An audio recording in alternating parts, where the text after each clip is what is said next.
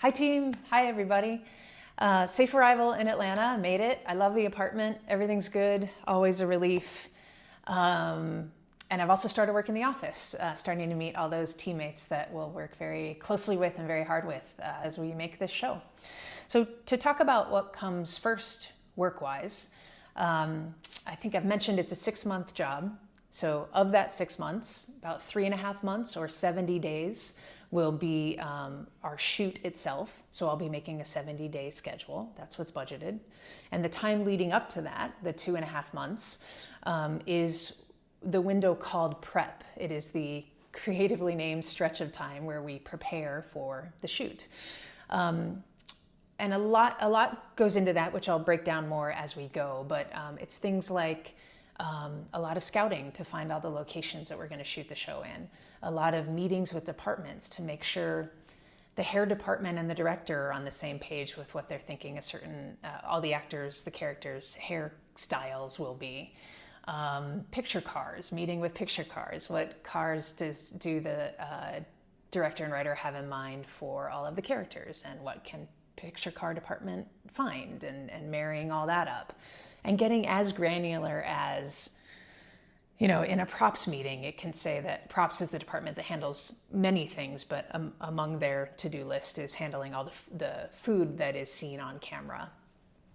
So if a character's scripted as having breakfast in a scene, what are they going to eat? Does the actor have any allergies? What is the actor comfortable eating? What does the director have in mind for what they're eating? Just all getting everyone on the same page as best we can to help us have our ducks in a row by the time we start shooting. I think if I put on like AD blinders, I can kind of callously view prep as trying to think of anything that could go wrong on a shooting day, anything that can cause a delay, and to be ahead of it so we don't have delays.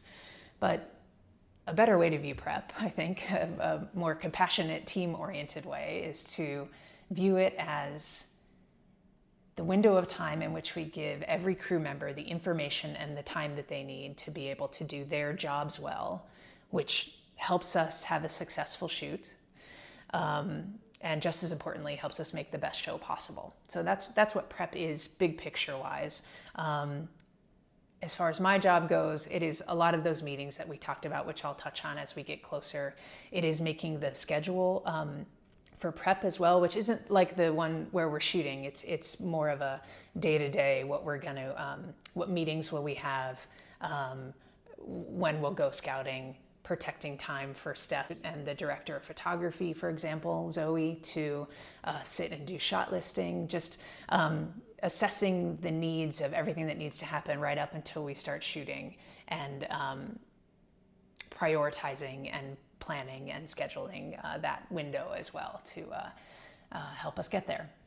On the personal life side, I think this is, when we talk about the freelance life in this industry, the general setup is that you go months working very, very hard on a show, have a couple months of downtime until you get the call for the next job, and then you go again when the show happens. So I'm coming off of 3 months of in-between job life, and I'm in the process now of ramping back up to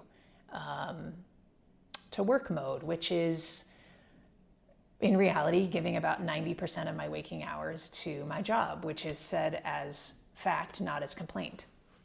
So I think it's, with every job, always the opportunity to just be very conscious of what do you need to do to help get through the show, which is different for every person. But for me, it's like just being conscious of making sure I'm getting enough sleep, trying to go to the gym a couple days a week, making sure I'm eating well, leaving work before the grocery store closes once a week so I can stock up on decent stuff, so I'm not, getting barbecue or other sometimes foods on the way home from work at 9 o'clock, because that would not be good. So, delicious in moderation, but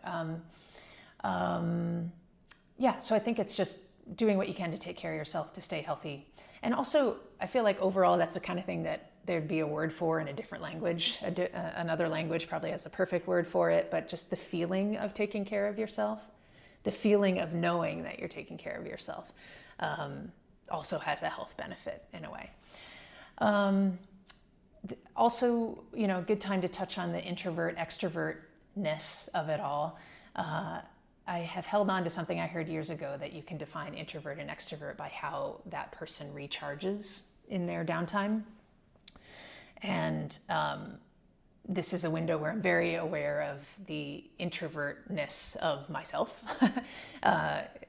Since I recharge by being just around a couple people, or solo time, quiet time, going for a walk. I'll keep talking about going for walks, as opposed to an extrovert who can recharge from going out with larger group settings, you know, doing more populated activities. So I think it's just being secure in that, and knowing myself, and knowing that even though I'm in a town, Atlanta, where I know a lot of people, it's been a production hub here for years, so I have close friends who live here. And I'm starting to get to know people on this current job who want to go have dinner or go golfing. I'm probably not, I don't know how to golf. But just really working on kind of staggering. So it's like one social thing a weekend to catch up with people I care about, and spend the rest of the time just in kind of quiet mode. Usually some weekend work is involved too, just getting ready for the week ahead. So it's just self-care mode, and just being conscious of it, and knowing what works best for you, and advocating for that, and setting the appropriate boundaries to help you be healthy. Because it's a job that's kind of inherently unhealthy. It's stressful, long hours, a lot of things that aren't in the favor of one's health. So it's on us to do what we can to be as healthy as we can in the process. Good news, I've started put feelers out to some of the team to see if people are down to be a part of this series, and just let me pick their brains a little bit about what prep means to them and what their jobs are, and so on. And so far we've got Kelly, the location manager, Zoe, the director of photography, and Steph, the director, are all down to be a part of this. I'll talk to Steph next. She'll be the next video, which I'm looking forward to talking to her. Steph is one of my favorite directors to work with.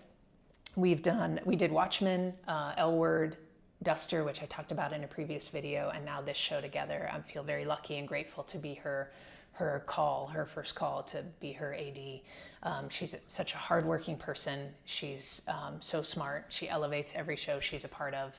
And she's a friend from the numerous shows we've done together. We've become friends, and that helps with the work-life balance of, we'll have sometimes just take a 5-minute break to laugh about something between meetings, between activities. And that does a lot to bring one's blood pressure down to the right zone. And just helps bring hits of joy to the process. Not that it's an unfun process, but extra laughter is always a good thing. All right, so that's it. I'll be back soon again to talk with Steph. She'll be a quick chat with her. Will be the next video, and then I'll take you on a director's scout, and we'll just keep diving into prep and sharing the process as we go. Thank you. Have a great day. More very soon. Okay, bye. I keep reaching for the phone. I'm going to work on that. I always reach for the phone when I say bye. Let's give it a beat, Casey. End of beat. Okay, bye. All right, here we go. Ready? And background cheering.